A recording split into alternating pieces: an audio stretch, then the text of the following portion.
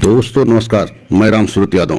अभी कुछ समय पहले मतलब 2-4 दिन पहले एक ऐसा इंटरव्यू में सुब्रमण्यम स्वामी जो बीजेपी के राज्यसभा सदस्य हैं, ऐसे शब्दावली का प्रयोग प्रधानमंत्री मोदी जी के लिए किए जिससे आप सुन करके एकदम हैरान और परेशान हो जाएंगे। उन्होंने स्पष्ट कहा कि प्रधानमंत्री मोदी 100% गद्दार है एवं डरपोक है, नालायक है और देश का सबसे बड़ा झूठा व्यक्ति है और देश को एकदम बर्बाद कर रहा है, तबाही के रास्ते पर ले जा रहा है। आप सोच नहीं सकते हैं कि ऐसे शब्दावली का प्रयोग मतलब सुब्रमण्यम स्वामी एक बहुत बड़े नेता और राज्यसभा सदस्य जो है बीजेपी के हैं और उन्होंने ऐसे शब्दावली का प्रयोग प्रधानमंत्री मोदी के लिए किया है। आप कल्पना नहीं कर सकते हैं कि प्रधानमंत्री पूरे देश के इस समय सबसे लोकप्रिय व्यक्ति हैं और सबसे ज्यादा लोकप्रिय नेता माने जाते हैं और कोई विपक्ष का नेता उनके खिलाफ अगर एक भी गलत शब्दावली का प्रयोग कर ले तो शायद उसको जेल भी जाना पड़े। और आपने देखा है कि किस तरीके से राहुल गांधी मोदी सरनेम के बाद में केवल चोर शब्द का जो है इस्तेमाल किया था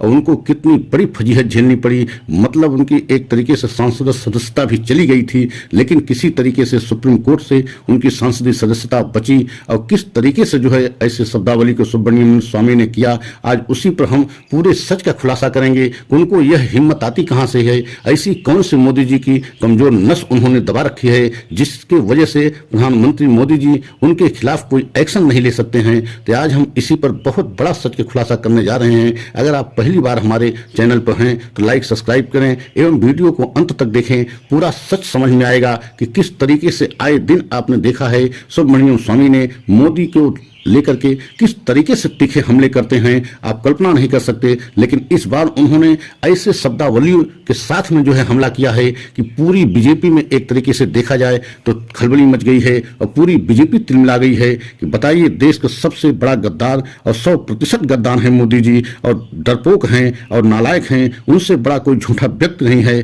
चीन से डरते हैं और चीन के खिलाफ उन्होंने चीन का नाम लेने की हिम्मत नहीं है। तो आज हम इसी पर पूरी बात को पूरे सच को बताना चाहते हैं कि ऐसी कौन सी कमजोर नस जो है सुब्रमण्यम स्वामी के पास प्रधानमंत्री मोदी जी की है जिसकी वजह से ऐसे शब्दावली को प्रयोग करते हैं, लेकिन जो है प्रधानमंत्री मोदी जी कोई एक्शन नहीं लेते। इसके जो है पीछे रहस्य और राज क्या है। और आपने देखा है कि इसी समय जो है बजट सत्र पेश हो रहा है और बजट सत्र में 7% देश की जीडीपी ग्रोथ दिखाई गई है। इसको लेकर के भी एक तरीके से सुब्रमण्यम स्वामी ने कहा ये बहुत बड़ा झूठ देश के सामने बोला जा रहा है और जीडीपी ग्रोथ जो 7% है वो मात्र 4% है, लेकिन देश को 7% जो है जीडीपी ग्रोथ दिखाई जा रही है, बताई जा रही है। मतलब इतना बड़ा झूठ बोल करके चुनाव जीतने की एक प्लानिंग जो है मोदी कर रहे हैं और चीन से इतना ज्यादा डरते क्यों हैं। तो इस पर जब उनसे पूछा गया तो उसको लेकर भी उन्होंने खुलासा किया कि जब मुख्यमंत्री थे प्रधानमंत्री मोदी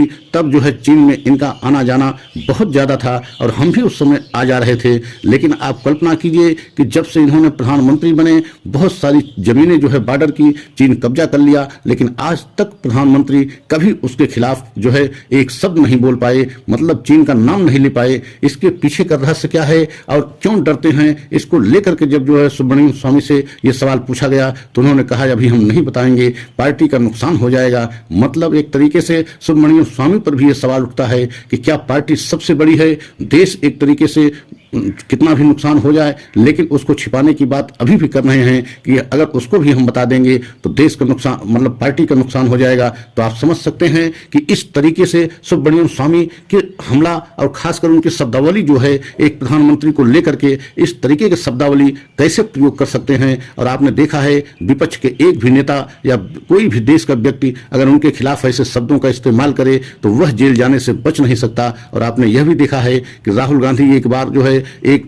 रैली में मतलब चुनावी रैली में केवल मोदी सरनेम के आगे चोर शब्द लगाने से उनके लिए कितनी बड़ी समस्या हो गई। मतलब उनको इतिहास में सबसे ज्यादा सजा उनको दी गई और किसी तरीके से उनकी सांसदी जो है सुप्रीम कोर्ट से बहाल की गई और वो भी इसलिए कि उनकी लोकप्रियता इस समय एक तरीके से देखा जाए तो देश में बढ़ती जा रही है। एक जननायक के रूप में राहुल गांधी उभरते जा रहे हैं, इसलिए उनको एक तरीके से सुप्रीम कोर्ट से राहत मिल गई। अन्यथा हो सकता सुप्रीम कोर्ट से भी राहत न मिल पाती। तो आप कल्पना कीजिए इस समय पूरे देश में जिस तरीके से पूरे देश में लोकप्रिय हैं, मतलब प्रधानमंत्री मोदी जी, तो मोदी जी को लेकर के इस तरीके के सुब्रमण्यम स्वामी और बीजेपी के ही इतने बड़े सांसद इस तरीके की शब्दावली का प्रयोग किस हिम्मत से करते हैं? उनको यह हिम्मत आती कहां से है?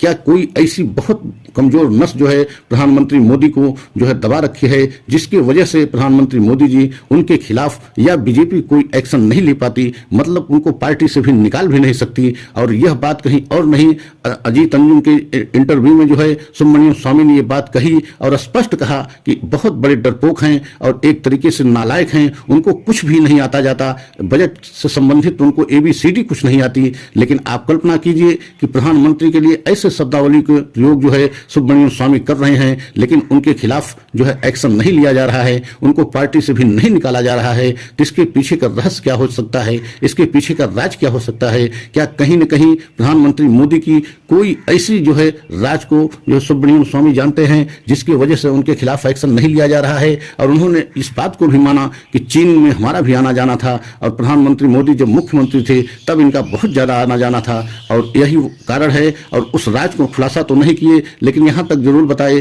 कि चीन से बहुत डरते हैं, चीन के नाम लेने से घबराते हैं, और यही कारण है कि चीन ने जो है इस 10 वर्ष में बहुत सारी हमारी सीमाओं की जमीन जो है कब्जा कर लिया, लेकिन उनके खिलाफ कभी मोदी जो है कोई भी एक्शन नहीं लिया, और यहां तक कि चीन का नाम भी नहीं लिया। ये आरोप हमेशा विपक्ष की पार्टियां लगाती रही, विपक्ष के नेता हमेशा लगाते रहे, लेकिन अगर बीजेपी का कोई इतना बड़ा नेता इस तरीके के शब्दावली के साथ आरोप लगाए, तो आप कल्पना कीजिए कि इसके पीछे का रहस्य और राज क्या हो सकता है। और पूरा विपक्ष जो है यही सारे आरोप लगाते रहे कि कभी जो है प्रधानमंत्री जी चीन के खिलाफ कोई एक्शन नहीं लिया, चीन को कोई चेतावनी नहीं दिया। और क्या कारण है कि चीन इतनी हमारी जमीन कब्जा कर लिया? राहुल गांधी जो बहुत बड़े नेता कांग्रेस के हैं, वो हमेशा इस सवाल को पूछते रहे, लेकिन कभी उनको जवाब नहीं मिला। लेकिन आपने देखा है कि सदन में भी किस तरीके से राहुल गांधी ने तीखे सवाल पूछे थे, और उसके एवज में उनकी सांसदी चली गई, लेकिन किसी तरीके से सांसदी सुप्रीम कोर्ट से बहाल हुई थी। लेकिन पूरे देश में इस समय जिस तरीके से मोदी जी से अगर कोई सवाल पूछ ले,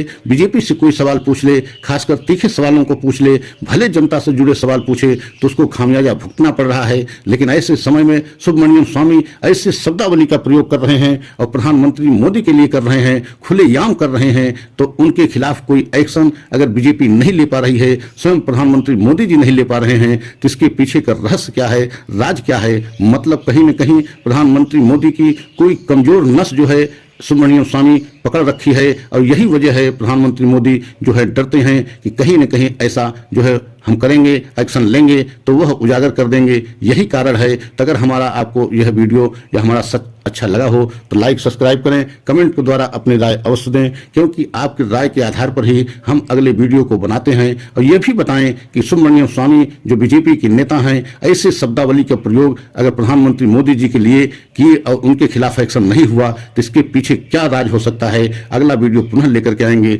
जय हिंद, जय